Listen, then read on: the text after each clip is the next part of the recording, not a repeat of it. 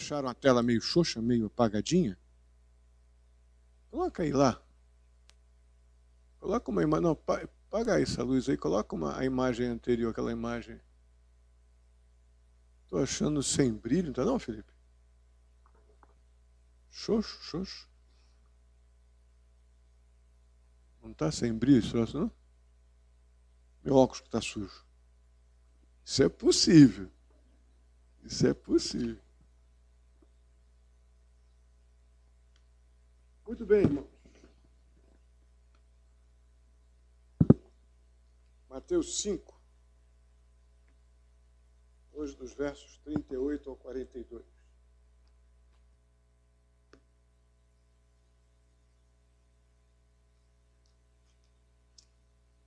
O que estamos fazendo com o que estamos aprendendo, irmãos? Eu fico meio em crise com isso de vez em quando. A gente tem aprendido coisas tão importantes para a nossa vida. E o que você tem feito com o que você tem ouvido e aprendido aqui no Sermão do Monte? Nada. Não mudou nada. Um cidadão do reino, suas decisões, seu pensamento. Porque a gente vai pegar um negócio hoje aqui que, meu Pai do céu, só Jesus para a gente poder lidar com isso aqui. Se não está mudando nada, é uma filosofia inútil que a gente está fazendo aqui. Uma filosofada, né? Estamos falando coisas importantes, legais, mas que não faz diferença para mim. Eu acho que não. Eu estou muito impressionado com o que tenho aprendido no Sermão do Monte. Muito impressionado. Já preguei no Sermão do Monte um monte de vezes. Mas eu estou muito impressionado com o que caracteriza um cidadão do reino dos céus. E se a gente aspira o céu, eu não posso viver na terra como se o céu fosse uma história só em quadrinhos, uma coisa que eu gosto de ler. Não é? Estudamos isso ontem, no GECOM. Quando que vamos pensar em céu com mais seriedade? Quando estivermos mortos ou morrendo? Quando que a gente vai pensar em botar essas verdades espirituais para funcionar? Quando você achar que já não tem chance de viver mais do que 1, 2 dias, aí só vai dar para ter arrependimento, não é? Por não ter feito o que deveria e poderia ter feito. Eu peço a Deus que nos capacite, a mim e a vocês, a não sermos negligentes com o que estamos ouvindo. Porque hoje o negócio vai pegar aqui fortemente. Esse capítulo 5 ele vai fechar com 2 assuntos que afetam muito a nossa maneira do homem natural. Afeta muito a maneira do homem natural ver a vida. Acha-se isso aqui normalmente uma loucura. Uma coisa que é só para os mais espirituais. Isso é coisa para Jesus. Jesus vai falar aqui de vingança e de amor. Como um cidadão do reino de Deus lida com o amor, como é que o amor prático, o amor do reino dos céus. E hoje vamos ver como que o cidadão do reino dos céus lida com a vingança. Como é que é aquele ditado popular que diz que vingança é um prato que se come cru? Não, frio, que cru, rapaz. Jesus da glória.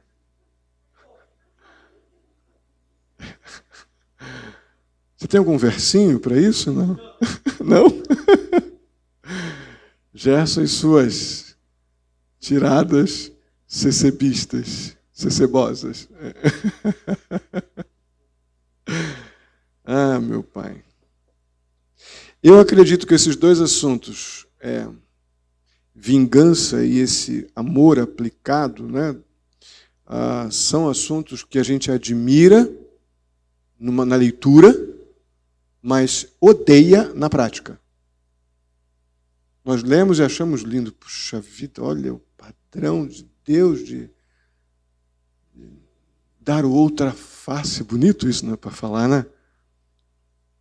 Dê a sua outra face. Fica bonito esse negócio. Em filme é uma coisa linda. E esse padrão de amor aqui, isso é coisa linda. Amar o inimigo. Olha, quantos filmes já não foram feitos em cima disso, né?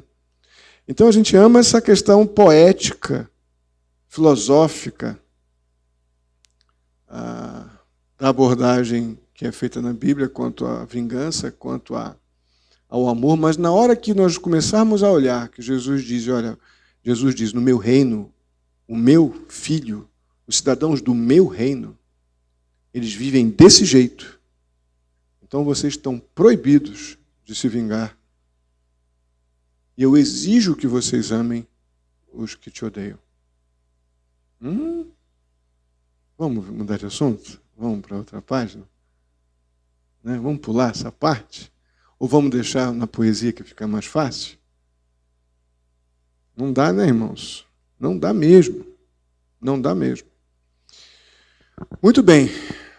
Então nós vamos respirar e pedir a Deus que nos ajude a não ser negligentes com algo que a palavra do Senhor está nos ensinando como uma prática a ser adotada pelos que creem em Jesus Cristo como Senhor, como Salvador, e que têm as suas vidas afetadas agora por isso, para que, quando chegarmos no céu, literalmente na realidade do reino dos céus, isso não seja algo estranho para nós.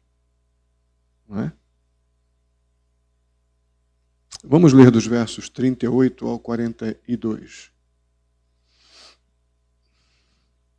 Vocês ouviram que foi dito, olho por olho e dente por dente, mas eu lhes digo, não resistam ao perverso.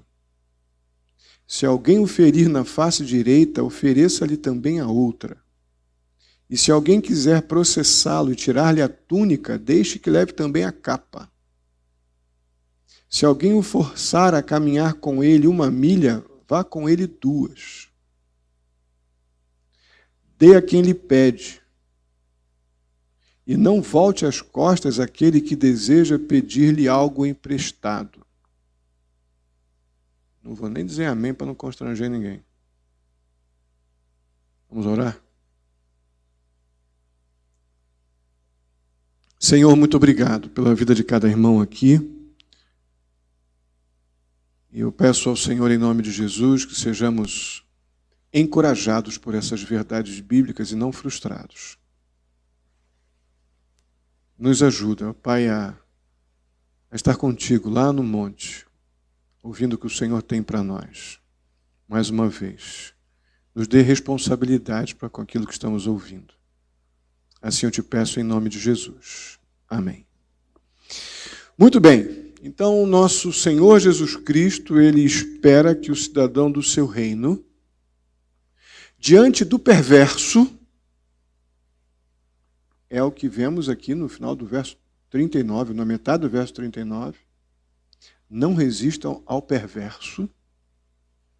Então, uma frase que definiria esses versículos, ou versinhos, não aguento, cara. Agora eu tenho que me esquecer disso. É que o cidadão do reino dos céus, diante do perverso, ele não pode se vingar.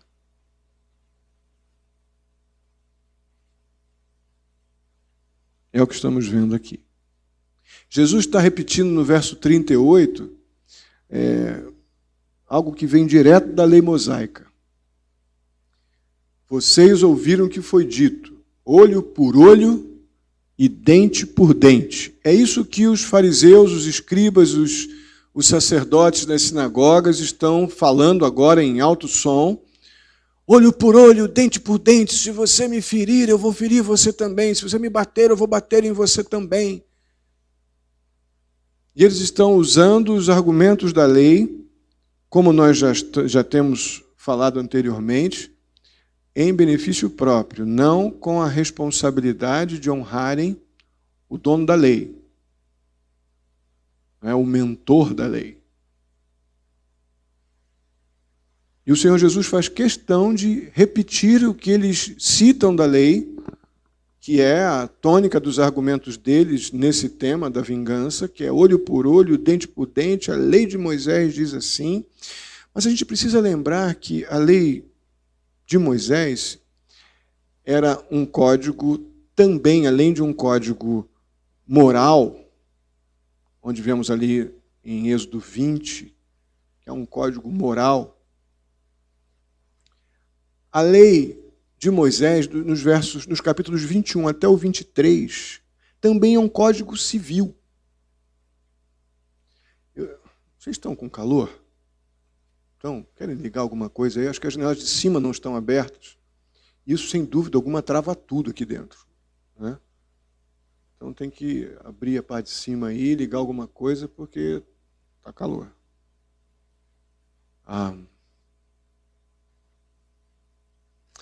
Os capítulos 21 a 23, nós estamos lidando ali com um código civil.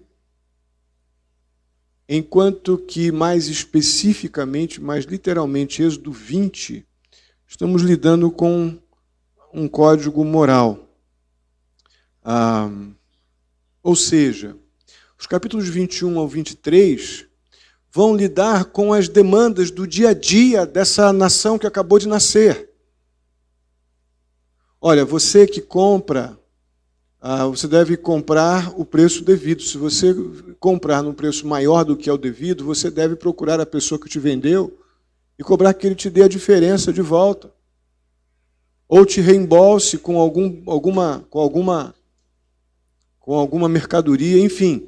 Questões práticas de compra, de venda de bens, de imóveis, de tratamento de escravos, de compras de terras, de relacionamentos, de brigas. Encontramos tudo isso dos capítulos 21 a 23 de Êxodo, que é mais um código civil. Esse código moral está mais... na verdade, todo o código civil ele está debaixo dos princípios do código moral que vemos em Êxodo 20, que são os mandamentos, os 10 mandamentos. Então, o código civil ele está debaixo de todos os princípios que vêm aí de Êxodo 20, nos 10 mandamentos, que seria, então, a lei moral. O fato é que uma grande variedade de questões legais, jurídicas, do dia a dia, mais ou menos aquelas pequenas causas que seríamos hoje, são tratadas aqui dos capítulos 21 a 23 de Êxodo, com este fim de legislar sobre estas questões. Só para os irmãos terem uma ideia, eu vou ler aqui uma dessas leis, que você encontra, só ir para a sua Bíblia, do capítulo 21 em diante, você vai ver um monte. O capítulo 21 tem uma série de temas abordados nessa questão desses códigos civis, ou nessas leis civis.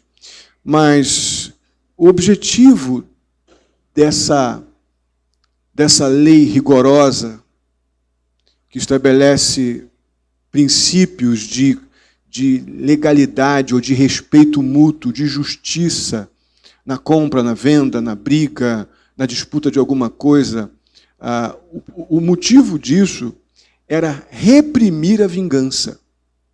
O motivo de uma lei rígida, exata, precisa, não era oprimir as pessoas, mas era reprimir a vingança. Porque havia uma lei para ser obedecida, e o cumprimento da lei impediria as pessoas de promoverem qualquer tipo de vingança, porque a lei precisava ser cumprida. Só para os irmãos terem uma ideia como que fica isso, está no Êxodo 21, dá uma aberturinha rápida lá. Êxodo 21, nos capítulos 22, nos versículos 22 a 25, só peguei um ponto, uma das áreas que essas leis mosaicas, dentro desses critérios aqui de uma legislação geral, como é que elas trabalham? Diz assim, os versos 22 a 25 de Êxodo: se homens brigarem e ferirem uma mulher grávida e ela der à luz prematuramente, não havendo, porém, nenhum dano sério, o ofensor pagará a indenização que o marido daquela mulher exigir, conforme a determinação dos juízes. Mas se houver danos graves, apenas será vida por vida, olho por olho, dente por dente, mão por mão, pé por pé, queimadura por queimadura, ferida por ferida, contusão por contusão. A ideia é, a pessoa que ofender, a pessoa que ferir, a pessoa que não agir de forma justa com o outro, ele vai ter literalmente o que fez, como paga da sua injustiça.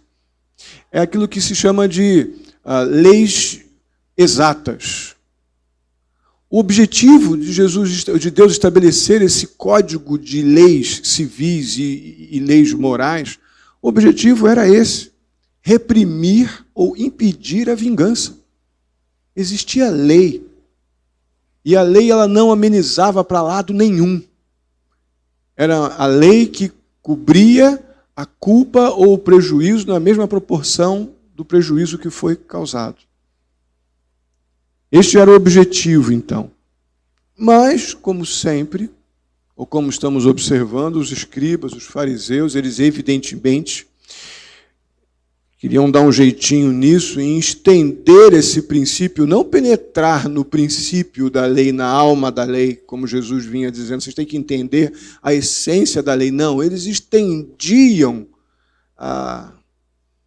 o princípio da lei, dessa justa retribuição nos tribunais legais, né, daquela realidade, tiravam a coisa do âmbito do Código Civil para lidar com questões de negócios, questões de ofensas, de brigas, e transportavam este código duro de leis que tinha o propósito de impedir ou reprimir a vingança por um tratamento rigoroso em qualquer ofensa ou opressão que gerasse de algum tipo de desvantagem para alguém. Ninguém deveria ficar em desvantagem alguma sobre outro.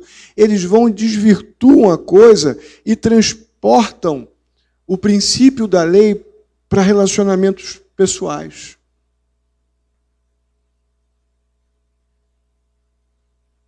Que não era o propósito da lei que falava olho por olho e dente por dente.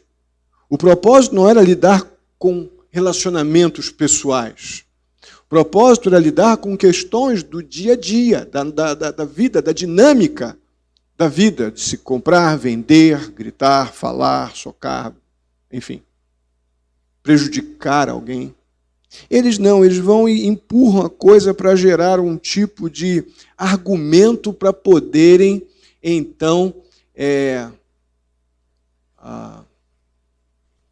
se proteger, principalmente com esta visão, de qualquer tipo de vingança. Se você não gostar de mim, você não pode tocar em mim, porque mesmo que eu tenha feito alguma coisa que te ofendeu, podia dizer como fariseu, a Bíblia ordena que você não deve se vingar.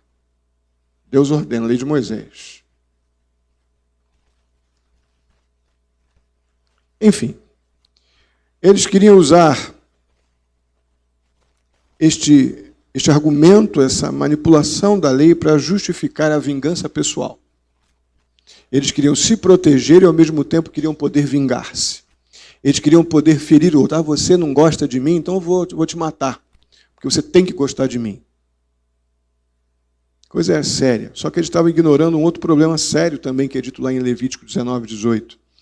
Não procurem vingança, nem guardem rancor contra alguém do seu povo, mas ame cada um o seu próximo como a si mesmo, eu sou o Senhor.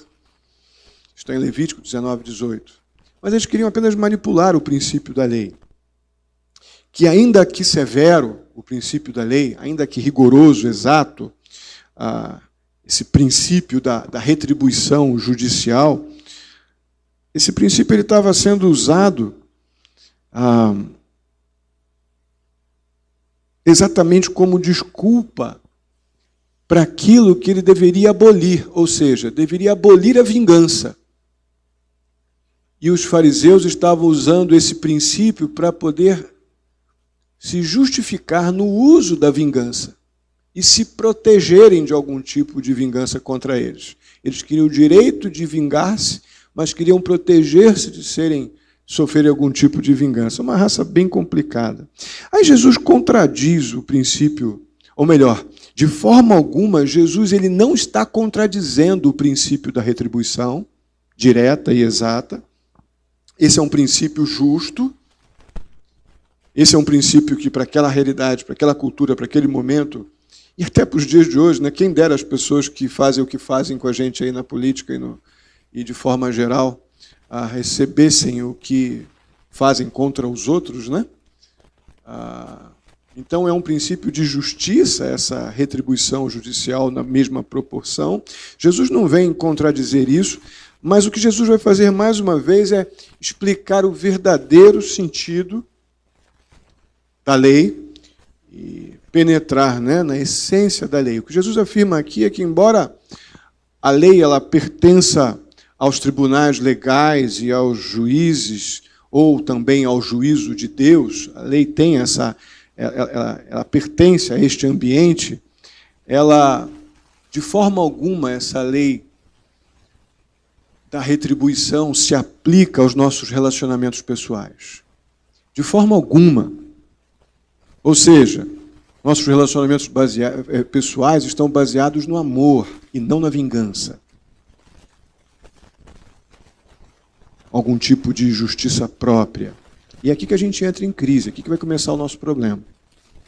De acordo com o que nós estamos vendo no Sermão do Monte, o nosso dever para com as pessoas ao nosso redor, mas não é com qualquer pessoa, o nosso dever para com as pessoas que nos prejudicam, o nosso dever para com as pessoas que nos ofendem, não é a vingança. O que aprendemos aqui no verso 39, que o nosso dever para com as pessoas que nos prejudicam não é nos vingar, mas é aceitar a injustiça. Bora, gente, amém? Está no verso 39. Não resistam ao perverso. Se alguém o ferir na face direita, ofereça-lhe também a outra. É isso que está aqui. Vamos tentar, então, entender exatamente o significado desse chamamento à não resistência, como diz o texto, né? Não resistam. Vamos tentar entender isso aqui. A princípio, vamos definir o verbo resistir. Qualquer dicionário que você abrir, você vai encontrar lá dizendo que resistir é opor-se a alguém ou alguma coisa, é algum tipo de enfrentamento, é enfrentar alguém ou alguma coisa, indispor-se com alguém ou com alguma coisa. Então é todo tipo de oposição a alguma circunstância ou pessoa. Então nós somos proibidos de resistir. A questão é a quem ou o que. Vamos lá, vamos para a Bíblia. De acordo com o uso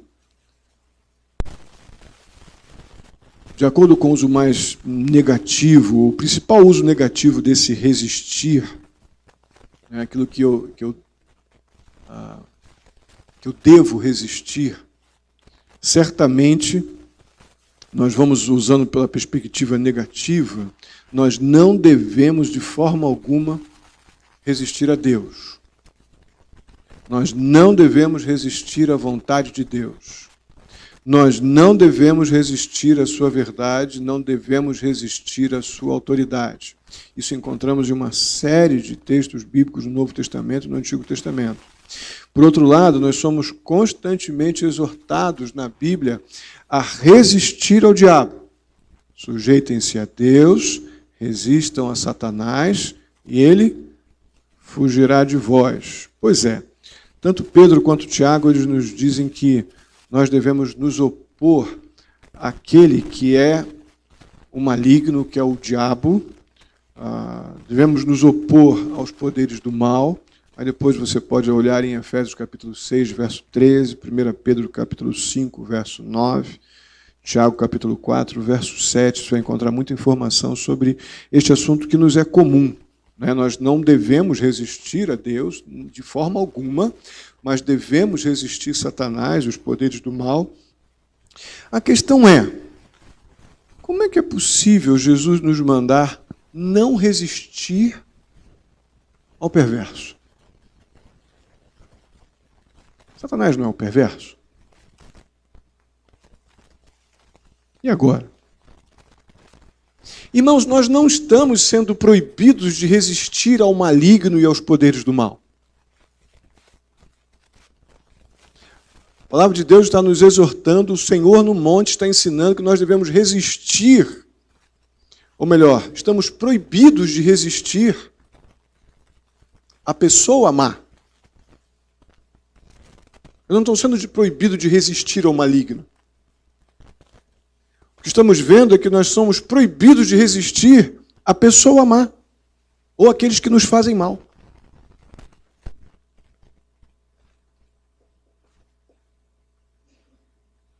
Jesus não está negando de forma alguma a existência de pessoas más. Jesus não está negando a existência de pessoas que fazem o mal, e fazem o mal contra nós. O que ele está realmente afirmando é que nós somos proibidos de resistir a essas pessoas. Ele não está nos pedindo para a gente não imaginar que essas pessoas não queriam fazer isso, ou que elas sejam diferentes, nem fechar nossos olhos para o mau comportamento delas. Não tem nenhum tipo de sugestão disso aqui no texto bíblico. E essas pessoas existem, as pessoas más, ele chama elas de perversos, e ele ordena que nós, capacitados pelo amor dele, que vamos ver semana que vem, motivados unicamente pelo amor que recebemos de Cristo Jesus, nós não resistamos ao perverso, essas pessoas que são naturalmente más e nos fazem mal. Não é para ignorar que elas são más. Essas pessoas mais existem e estão aí no mundo fazendo perversidades.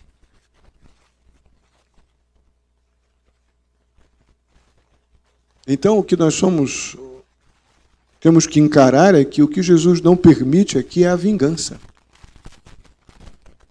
Estamos sendo proibidos de nos vingar. A vingança pertence ao Senhor. Só que isso não nos satisfaz. A gente gosta de ver o sangue. A gente gosta de ver o braço quebrado, a fratura exposta. Não nos satisfaz a vingança do Senhor, mesmo que ela tenha impactos eternos. E a minha só pode ter o máximo impacto de algumas horas, temporal, sobre alguma situação, sobre alguma pessoa. Mas nós somos tão egocêntricos que essa vingança que pertence ao Senhor, geralmente ela não nos atrai. A não ser que nós estejamos impossibilitados de fazer qualquer coisa. Aí a gente não tem jeito, né? Mas se eu puder dar-lhe uma paulada, eu dou. Eu quero ver sangue. O fato é que o texto nos afirma que nós estamos proibidos de nos vingar. Aí o Senhor Jesus ele coloca 4 mini ilustrações para ajudar a coisa a ficar mais prática. 4 princípios de não retaliação por parte do crente. A ideia aqui, eu acredito que seja, olha, eu vou te dizer até onde vocês têm que ir nesse processo de não retaliar, de não se vingar. Vou fazer 4 ilustrações práticas para vocês. Estão muito ligadas às situações do nosso dia a dia, da nossa vida, essas ilustrações. É altamente contemporâneo. E cada uma dessas ilustrações está ligada a uma pessoa perversa, ou seja, uma pessoa que procura nos fazer o mal. Nós vemos aqui uma pessoa perversa batendo no nosso rosto. É a primeira situação, primeira mini ilustração. A segunda situação é uma pessoa perversa nos levando injustamente aos tribunais, tomando o que temos. Uma outra situação é a pessoa perversa nos forçando, nos exigindo um esforço no trabalho, um esforço físico maior do que o necessário, o dobro daquilo que eu deveria fazer, mas me exigindo isso. E a quarta mini ilustração é um perverso me pedindo dinheiro. Veja bem, o pecado não está em você precisar que alguém te ajude financeiramente. O pecado aqui é o perverso pedindo dinheiro para promover a sua perversidade. Tá? Que toque de atualidade tem isso aqui, né? Em cada uma dessas 4 situações, Jesus disse que é nosso dever não nos vingar.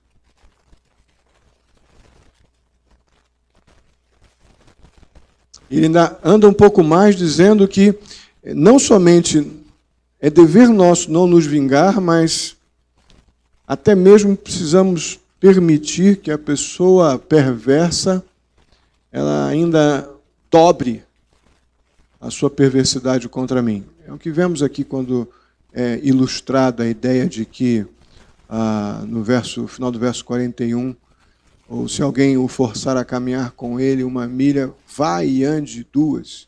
Se ele levar um tapa no rosto, vai e receba outro, dá outro. Então a ideia é que ele ainda dobra.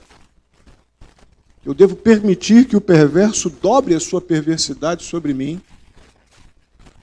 e eu não devo me vingar. Ai, ai, ai.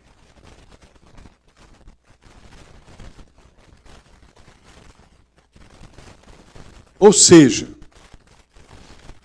mesmo diante do nosso maior desconforto em relação a essas afirmações, nós não podemos nos esquivar da ordem do Senhor do nosso reino,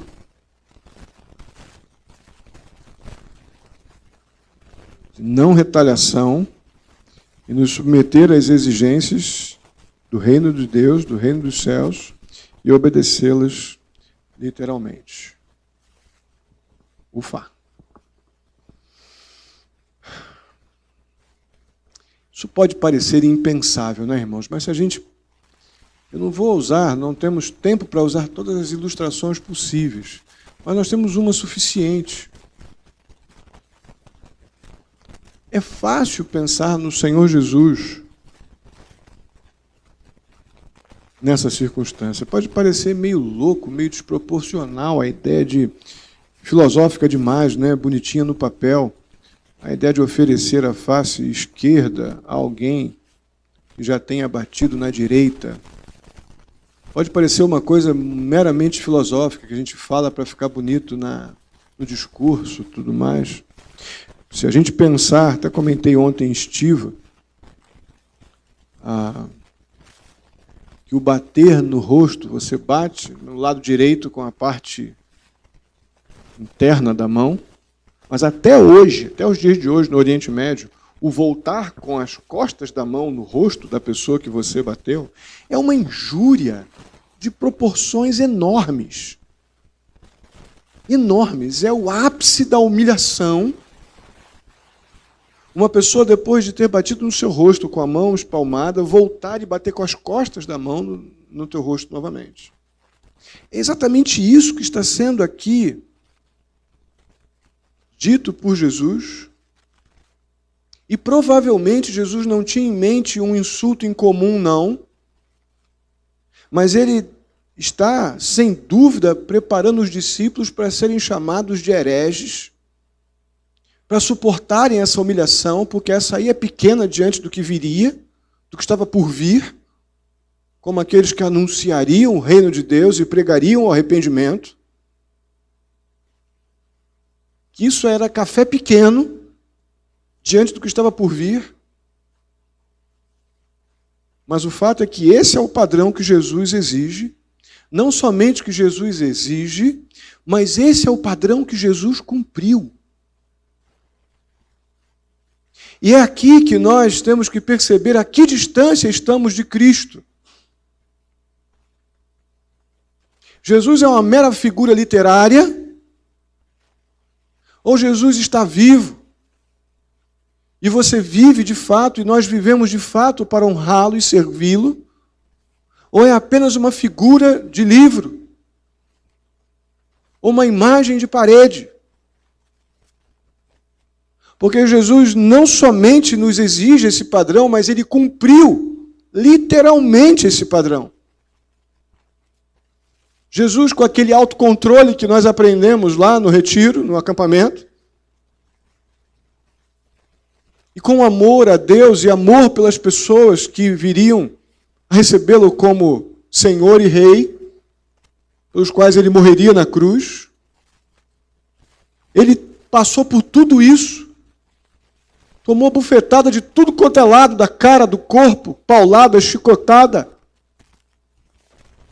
com todo o tipo de humilhação possível para que eu agora não ficasse procurando justificativas para achar que isso não é para mim.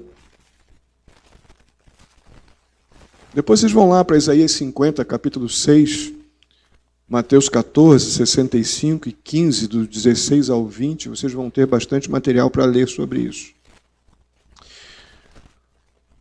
Ok. Esse é o princípio que o Senhor Jesus estabelece no monte. Vamos para uma aplicação prática disso. Jesus, de forma alguma, está dando autonomia ilimitada para o tirano. De forma alguma, Jesus está dando aqui liberdade para o assassino. Liberdade para que o perverso continue na sua perversidade. Não é isso que está acontecendo aqui. O que Jesus está proibindo aqui é a vingança.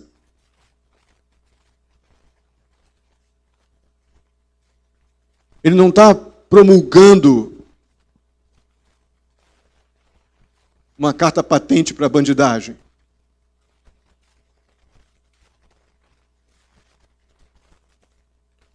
Jesus, sem dúvida alguma, o propósito aqui deste momento no monte é deixar bem claro que a vingança não é compatível com as características de um cidadão do reino dos céus. Ele não está incentivando a injustiça, Jesus não está incentivando a desonestidade de forma alguma. A ordem de Cristo foi, sem dúvida alguma, baseada no princípio que envolve o amor de Deus e não o da insensatez.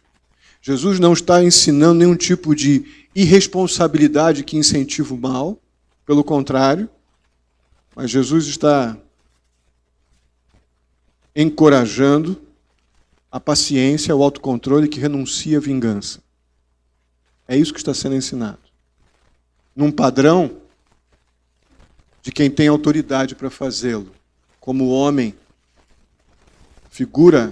Jesus na figura 100% homem, nos deixa um exemplo prático e clássico de que ele mesmo cumpriu esse padrão. Esse é um dos motivos, né? E dentro de toda, obviamente,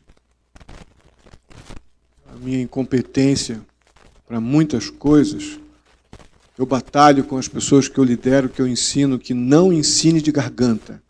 Ensine por fazer o que você está ensinando. Depois que as pessoas viram que você faz o que você está ensinando, aí você então pode ordenar. Jesus nos dá um exemplo disso assim cabal, com 100% de excelência. Eu quero terminar falando com vocês sobre um pecador como nós, que pôs em prática, por isso que eu já comecei falando que ele é um pecador como nós, porque ele não acertou tudo. Ele, como pecador, errou um monte de vezes. Mas na década de 60 para 70, na verdade ele morreu na década de 60 ainda, o ano pico da sua luta foi nos anos 60. Mas, como pecador, este homem lutou fortemente, em tempos modernos, para que este princípio aqui acontecesse na sua própria vida, na sua própria militância. Este homem foi o pastor Martin Luther King. Eu tive, esses dias, a oportunidade de ver um filme sensacional. Gostaria que todos fossem procurar esse filme para ver. Selma é o nome desse filme. Ele vai contar a parte da vida de Martin Luther King, depois do grande discurso dele. Ele tinha um grande sonho. e dali, então, até as vésperas da sua morte, em 1968. Mas que filme espetacular. Houve um pastor batista, que foi o mentor do pastor King. Isso não está no filme. Pastor Benjamin Meyer, se eu não me engano. Ele, lá no funeral do pastor Martin Luther King, ele disse um pouquinho da vida, das coisas que o pastor King passou. Sua casa foi bombardeada. Viveu durante 13 anos, dia após dia, sob constantes ameaças de morte. Foi maliciosamente acusado de ser comunista. Foi falsamente acusado de ser um hipócrita. Foi esfaqueado por um membro da sua própria raça. Foi esmurrado no vestíbulo de um hotel. Foi preso mais de 20 vezes. Uma vez foi profundamente magoado porque os seus amigos o traíram. E apesar disso, este homem não guardava amargura em seu coração, nem rancor em sua alma, espírito de vingança em sua mente, e ele andou por este mundo pregando a não violência e o poder redentor do amor. Irmãos, pega esse filme para ver, peguem para ver. Selma. Era uma cidade que resistia de todas as formas com um governador maluco, depois de Lyndon Johnson já ter dado abertura para que os negros pudessem votar em vários estados dos Estados Unidos, estados norte-americanos. Alguma coisa aqui me vai coçar o nariz aqui. Essa cidade, né, não lembro o estado que ela estava, mas o governador, deveria ser um estado então, ele briga, ele luta, ele não permite que os negros votem naquela cidade, e Martin Luther King então luta firmemente para que os direitos dos negros fossem dados também ali. O presidente Lyndon Johnson recebia na Casa Branca, no Salão Oval, para vocês terem uma ideia do nível da coisa. Mas ele não reage à violência. E é uma coisa que você fica pedindo, dá um soco nele. Não apanha. E ele, como homem, ser humano, como nós, respirava e bufava, sentindo muitas vezes ofendido, humilhado, mas porque ele entendeu o princípio, literalmente, de Mateus capítulo 5, dos versos 33 a 48. O maior sermão do pastor King foi exatamente nos versos 43 a 45, do capítulo 5 de Mateus, que ele chamava Amando os seus inimigos. Algo que foi escrito na cadeia.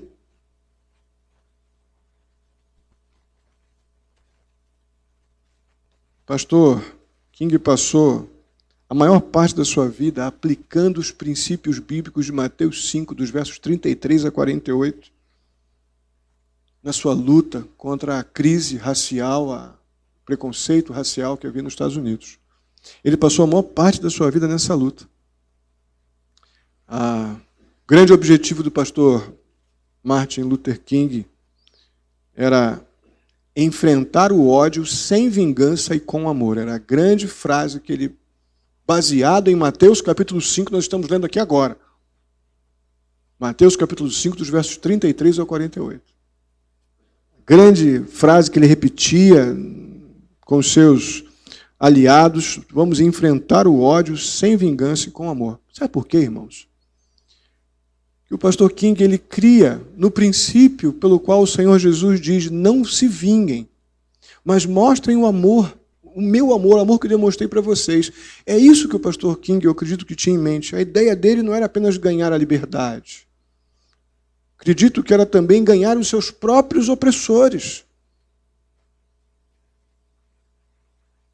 Não era simplesmente ganhar a liberdade para votar, mas era mudar a mente através da palavra de verdades bíblicas, do amor de Deus, da não vingança, ganhar também aqueles que os socavam a sua cara.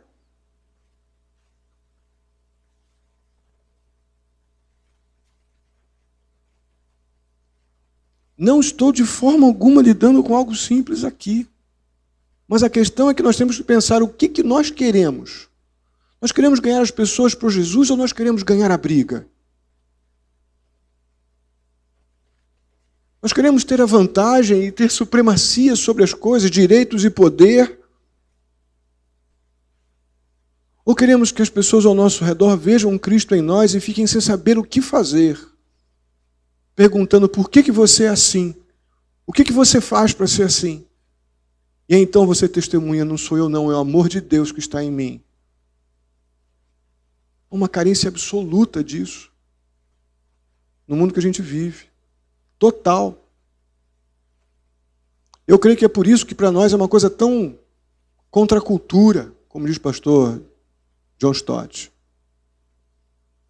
É tão contra nossas convicções esse tipo de fala de Jesus. A questão é que na nossa era moderna,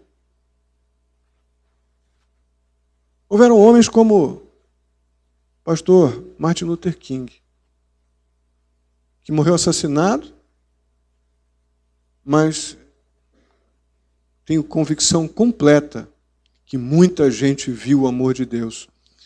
Uma das coisas que a gente vê, não vou contar o filme, né? Não posso contar. Vê o filme você em casa. Não vou contar. Coisa espetacular quando os brancos se rendem à causa do amor de Cristo. Quando os brancos se rendem e vão marchar com os negros, prontos para tomar tiro e soco na cara. O amor de Cristo alcançou.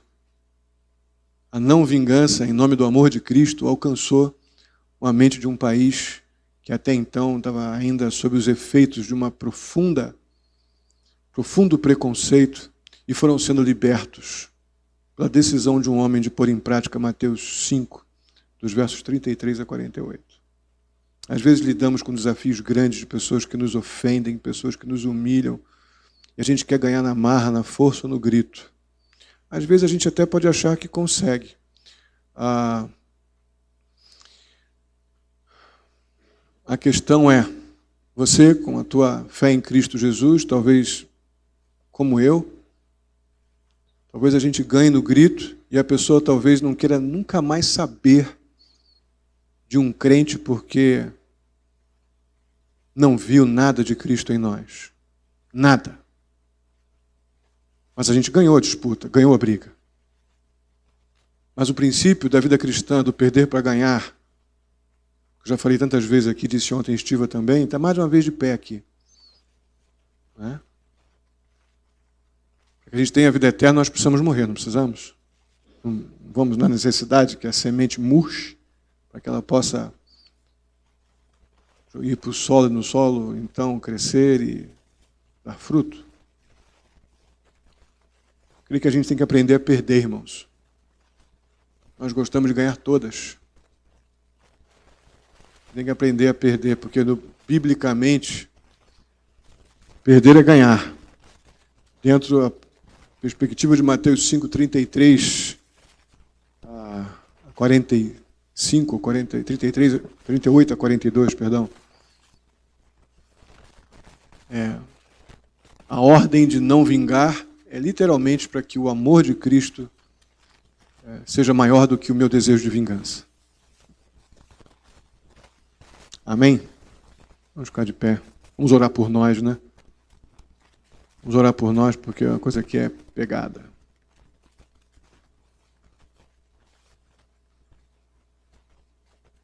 Eu tenho muita vergonha, irmãos. Morro de vergonha. Morro de vergonha.